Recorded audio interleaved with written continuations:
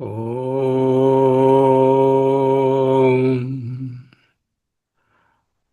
ఓం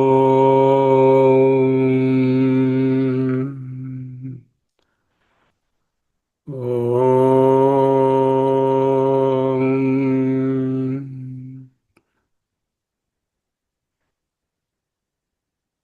స్థిర సుఖమాసనం.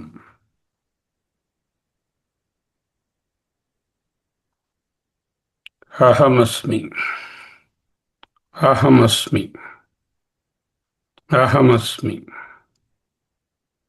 గుణాల ప్రాతిపదికగా జ్ఞానం సాత్విక, రాజసిక, తామసిక, కర్మ సాత్విక, రాజసిక, తామసిక, కర్త సాత్విక, రాజసిక, తామసిక అని డివైడ్ చేసి బోధించారు. ఆ తర్వాత అదే విధంగా బుద్ధి, ధృతి, సాత్విక బుద్ధి, రాజసిక, తామసిక బుద్ధి, ధృతి, సాత్విక ధృతి, ధృతి అంటే పట్టుదల, ఫార్టిట్యూడ్, సాత్విక, రాజసిక, తామసికాలు చెప్పారు. ఇప్పుడు సుఖం అనేటటువంటి దానిని 3 విధాలుగా ఉంటుంది అంటూ చెప్తున్నారు. 36 శ్లోకం. సుఖం త్విదానీం త్రివిధం శృణు మే భరతర్షభ. అభ్యాసాద్రమతే యత్ర దుఃఖాంతం చ నిగచ్చతి. సుఖం త్విదానీం త్రివిధం శృణు మే భరతర్షభ. అభ్యాసాత్ రమతే యత్ర దుఃఖాంతం చ నిగచ్చతి. ఓ భరతర్షభ, ఓ సాధకుడా, ఇదానీం ఇప్పుడు, మే నేను, త్రివిధం 3 ప్రకారములైన సుఖం సుఖమును గురించి చెప్తున్నాను. శృణు అటెంటివ్గా విను, అవధారయ. అభ్యాసాద్ రమతే యత్ర దుఃఖాంతం చ నిగచ్చతి. ఏ సుఖమునందైతే మానవుడు మరల సుఖాన్ని పొందడం వలన రమించుచున్నాడు, మరియు నిశ్చయంగా దుఃఖం యొక్క ఉపశమనమును కూడా పొందుచున్నాడు, అటువంటి సుఖాన్ని 3గా క్లాసిఫై చేస్తున్నాను. ఆ 3టిని నువ్వు జాగ్రత్తగా వినవయ్యా బావయ్యా. సుఖం తు ఇదానీం త్రివిధం శృణు మే భరతర్షభ. అభ్యాసాద్రమతే యత్ర దుఃఖాంతం చ నిగచ్చతి.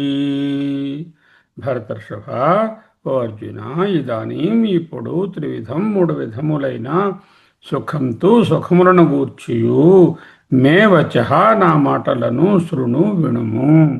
మే నుందంటే మే వచః శృణు. యత్ర ఏ సుఖమందు సాధకుడు అభ్యాసాత్ అభ్యాసము వలన, మాటి మాటికి సేవించుట వలన, రమతే ఆనందించును, చ ఇంకా, దుఃఖాంతం దుఃఖమును నిగచ్చతి అతిక్రమించును, దాని నుంచి బయటకు వస్తాడు. దాని గురించి చెప్తాను. యత్తదగ్రే విషమివ పరిణామే అమృతోపమం తత్సుఖం సాత్వికం ప్రోక్తం ఆత్మబుద్ధి ప్రసాదజం.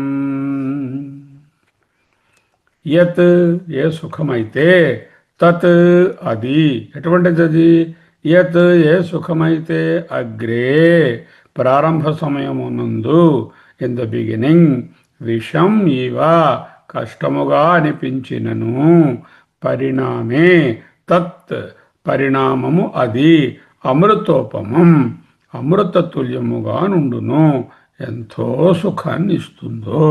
అతః అందువలన ఆత్మబుద్ధి పరమాత్మకు సంబంధించిన బుద్ధి, ప్రసాదజం విషయములలో నిమగ్నమగుట వలన కలుగునట్టి, తత్సుఖం ఆ సుఖమును సాత్వికం సుఖం, సాత్విక సుఖమని ప్రోక్తం చెప్పబడుచున్నది. ఆత్మజ్ఞానానికి వైరాగ్యం అత్యంత ముఖ్యం. ఈ వైరాగ్యంలో కొంచెం దూరిపోవడం, కొంచెం వదులుకోవాల్సి ఉంటుంది. ఆ వదులుకోవడం స్టార్టింగ్లో కొంచెం కష్టంగానే ఉంటుంది. దూరంగా ఉండడం, రాగద్వేషాలకు, విషయాలకు, వస్తువులకు, అనుభవాలకు, పిల్లలకు, కుటుంబానికి చొచ్చుకుపోకుండా వదిలేయక్కర్లేదు. దూరంగా ఉండడం అగ్రే మొదట యందు ఆరంభంలో విషం చాలా కష్టంగా ఉంటుంది. పరిణామే ఎండ్ రిజల్ట్ ఈజ్ అమృతోపమం. అంతేకాదు ఇది ఆత్మబుద్ధి ప్రసాదజం, ఆత్మవైపు నడిపించేటటువంటి కార్యము. అటువంటి సుఖం ఏదైతే ఉందో అది సాత్విక సుఖం అనబడుతుంది. సుఖం మూడు రకాలుగా ఉంటుంది. సాత్వికానందాన్ని ఆధ్యాత్మిక ఆనందంగా నిర్వచిస్తున్నారు.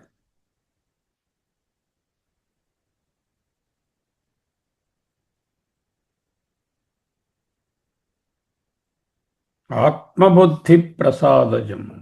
భగవత్పాదులు ఏమంటున్నారో చూద్దాం. యత్తదగ్రే విషమివ పరిణామే అమృతోపమం తత్సుఖం సాత్వికం ప్రోక్తం ఆత్మబుద్ధి ప్రసాదజం. సరే, ఆత్మబుద్ధి ప్రసాదజం అలా ఉంటుంది, పక్కన ఉంచండి.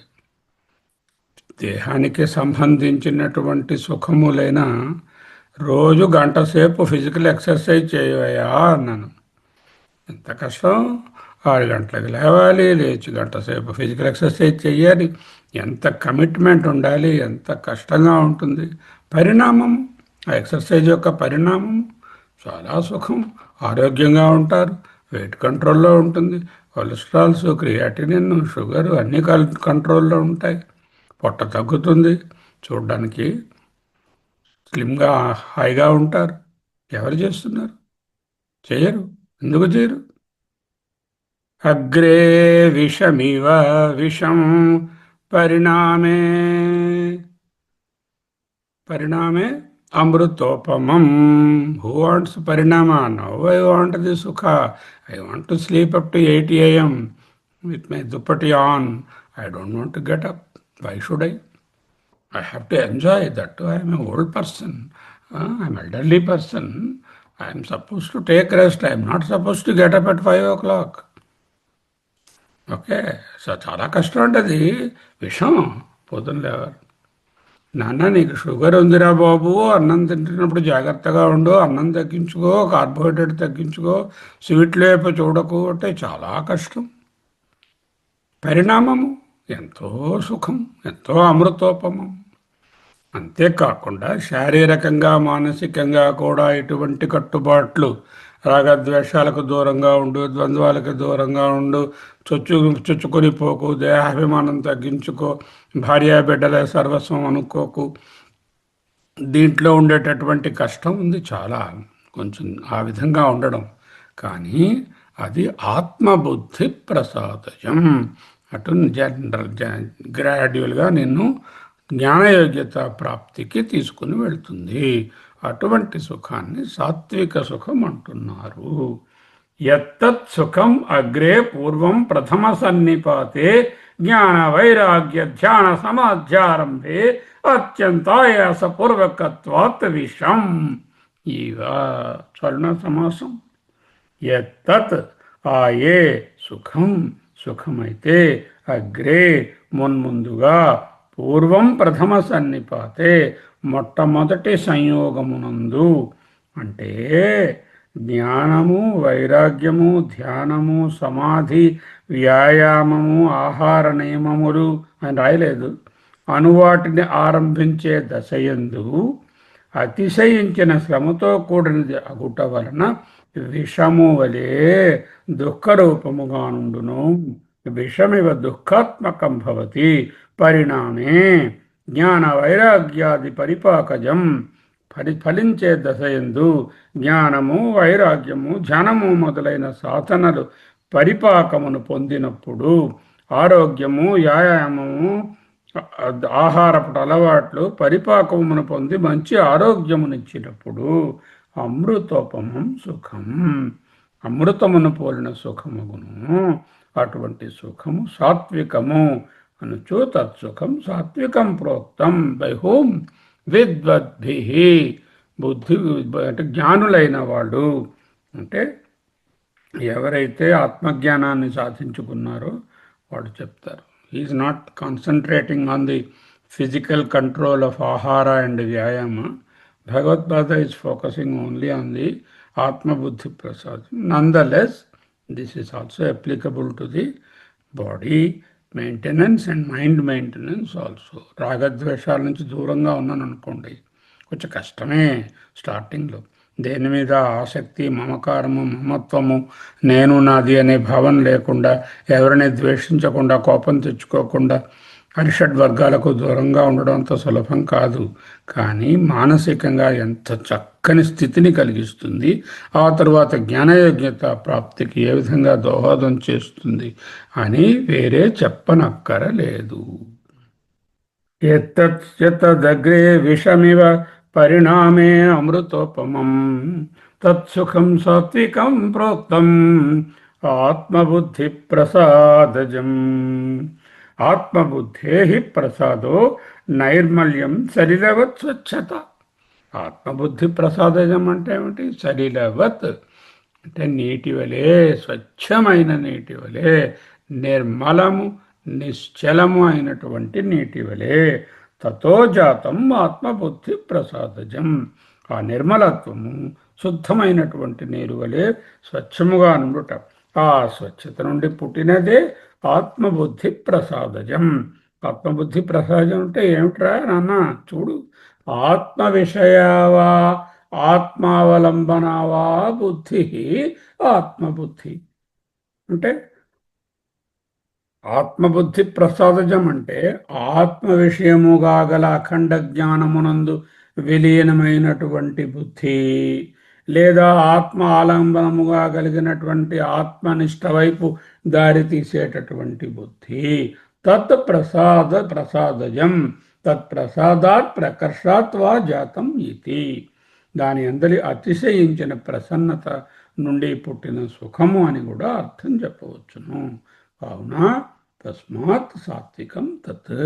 కాబట్టి ఆ సుఖము సాత్విక సుఖం. ఇది ఎందుకు కొంచెం గట్టిగా చదువుకోవడం అంటే దీంట్లోకి మనం రావాలి. రాజసిక సుఖంలోని, తామసిక సుఖంలోని కూరుకుపోకూడదు. దీంట్లోకి రావడానికి ప్రయత్నం చేయాలి. ఎత్తదగ్రే విషమివ పరిణామే అమృతోపమం తత్సుఖం సాత్వికం ప్రోక్తం ఆత్మబుద్ధి ప్రసాదజం. విషయేంద్రియ సంయోగాత్ యత్తదగ్రే అమృతోపమం పరిణామే విషమివ తత్సుఖం రజసంస్మృతం. డయామెట్రికలీ ఆపోజిట్ 180 degrees రెండో వైపు ఉంది. ఇది ఆరంభంలో చాలా హాయిగా ఉంటుంది. విషయ ఇంద్రియ సంయోగాత్, విషయము మైసూర్పాకు, ఇంద్రియము నాలుక, విషయము భతకాని, ఇంద్రియము చెవులు, బాడీ దాంతో ఏకమైనప్పుడు ఆ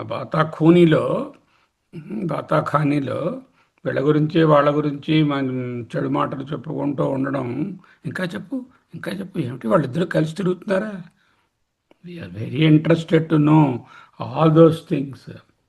ఓకే, వే అమృతోపమం బట్ పరిణామే విషమివ.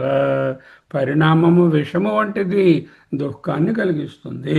తత్సుఖం అటువంటి సుఖము రాజసం స్మృతం. సాత్విక సుఖము ఆరంభంలో దుఃఖాన్ని కష్టాన్ని కలిగించినట్టుగా ఉన్నప్పటికీ పరిణామము అమృతోపమముగా ఉంటుంది. అది ఆత్మబుద్ధి వైపు తీసుకెళ్తుంది. అంటే చిత్త ఏకాగ్రతను, చిత్త నైర్మల్యాన్ని కలిగించి జ్ఞానయోగ్యత ప్రాప్తికి బి నుంచి సికి ఎదగడానికి పనికొస్తుంది. అటువంటి దానిని నువ్వు కోరుకో, అది సాత్విక సుఖము. Quite contrary and opposite to that is what is very tantalising, very appealing, very interesting to start with. Obviously, it is going to end up in lot of torture and dukkha at the end. It will never take you towards the Atma Jnana. It will put you back in the samsara again and again. Such a sukham is called Rajasa Sukham.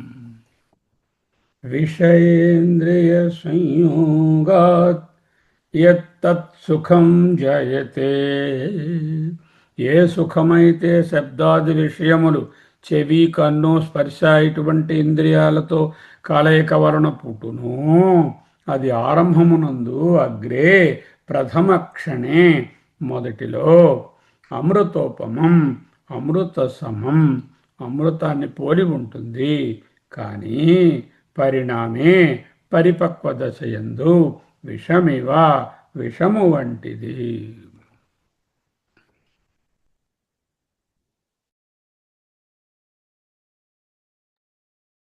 విషయేంద్రియ సంయోగాత్ యత్తదగ్రే అమృతోపమం పరిణామే విషమివ తత్సుఖం రాజసం స్మృతం.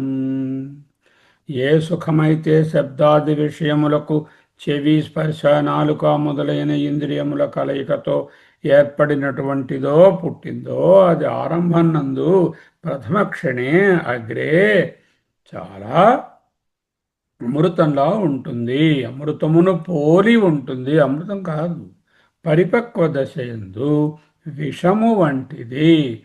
పరిణామే విషమివ బల వీర్య రూప ప్రజ్ఞ మేధ ధన ఉత్సాహ హాని హేతుత్వాత్. చాలునా? బలము వీర్యము పరాక్రమము రూపము ప్రజ్ఞ నేపరితనము బుద్ధి ఇంటలెక్ట్ ధనము డబ్బు ఉత్సాహములు తగ్గిపోవుటకు కారణమగుట వలన ధనోత్సాహ హాని హేతుత్వాత్. ఎందుకండి ఇది విషమవుతుంది? మొదట్లో అంత బాగున్నట్టున్నది, ఎందుకండి విషమవుతుంది?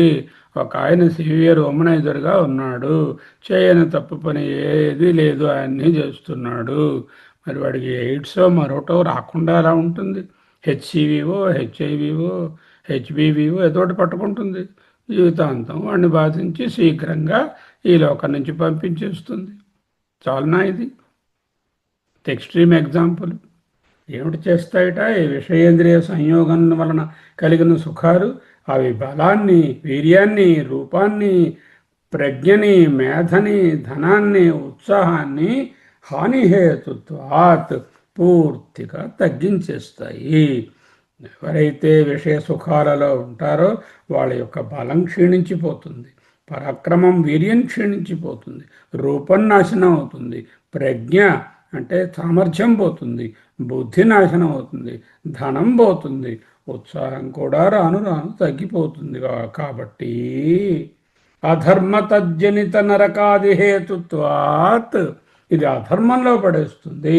తజ్జనిత దాని నుంచి పుట్టినటువంటి నరక ఆది నరకము మొదలైన యాతనలకు కారణమగుట వలన పరిణామమునందు ఆ సుఖము యొక్క ఉపభోగమునందు పరిణామే తద్ ఉపభోగ పరిణామాంతే విషం తత్సుఖం రాజసం సుఖం. అట్టి సుఖము యొక్క ఉపభోగము పరిపక్వమైనప్పుడు విషము వంటిది. అది సుఖము, అట్టి సుఖము రాజస సుఖమని చెప్పబడుతుంది. అయ్యా నువ్వు డయాబెటిక్ పేషెంట్ అయ్యా, నువ్వు షుగర్ తినకూడదు, రైస్ తినకూడదు, వ్యాయామం చేయాలి, రెగ్యులర్ ఎక్సర్సైజ్లో ఉండాలి, ఎన్నిసార్లు చెప్పండి, ప్యాంప్లెట్లు ఇవ్వండి, పుస్తకాలు ఇవ్వండి, చదివించండి, టీచింగ్ సెషన్స్ పెట్టండి, హెల్త్ ఎడ్యుకేషన్ చేయండి. అబ్బే చాలా కష్టం ఉండదు అంటాడు. అందుకు అది ఫలితం మంచి ఫలితం ఇస్తుంది, వాడికి అక్కర్లేదు. దాని బదులు బాగా స్వీట్లు తింటాడు, బాగా వ్యాయామం మానేస్తాడు.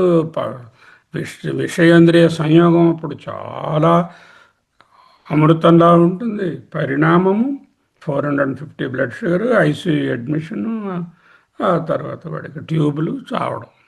బాగుందా? ఎవరు తెస్తే ఎలా వస్తున్నాయి అవన్నీ కొని తెచ్చుకున్నవే. Nature and nurture. నేచర్ అంటే మీరు సంచితో పట్టుకొచ్చింది కర్మ, జీవితం. కర్మ అనకూడదు, there is no karma, it is only karma. ఈ కర్మ జీవితంలో పాస్ట్ యాక్షన్స్ వచ్చింది. నర్చర్ ఇప్పుడు ఎలా దానిని కండిషన్ చేస్తున్నారో, ఎలా దానిని ప్రవర్తనతో తీర్చిదిద్దుకుంటున్నారో అది nurture. Nature loads the gun. Okay, environment pulls the trigger. The nurture pulls the trigger. A loaded gun is no danger unless the trigger is pulled. సంచితం మీద కంట్రోల్ లేదు, ఇప్పుడు చేయవలసిన దాని మీదే కంట్రోల్ ఉంది. విషయేంద్రియ సంయోగాత్ యతదగ్రే అమృతోపమం పరిణామే విషమివ తత్సుఖం రజసం స్మృతం. ఈ శ్లోకం ఎందుకంటే most of us are here and we have to come out of this రాజస సుఖ. వాట్ ఈజ్ రాజస సుఖ is explained and how to ward off that. ఇంకా మన క్లోజెస్ట్ ఫ్రెండ్ గారు ఉన్నారు, వారి గురించి కూడా తెలుసుకోవాలి కదా. అప్పుడప్పుడు దాంట్లో కూడా జారిపోతూ ఉంటాం. యదగ్రే చానుబంధే చ సుఖం మోహనమాత్మనః నిద్రాలస్య ప్రమాదోత్థం తత్తామసముదాహృతం. యదగ్రే చ అనుబంధే చ సుఖం మోహనమాత్మనః నిద్రా ఆలస్య ప్రమాదోత్థం తత్తామసముదాహృతం. అహమస్మి, అహమస్మి, అహమస్మి.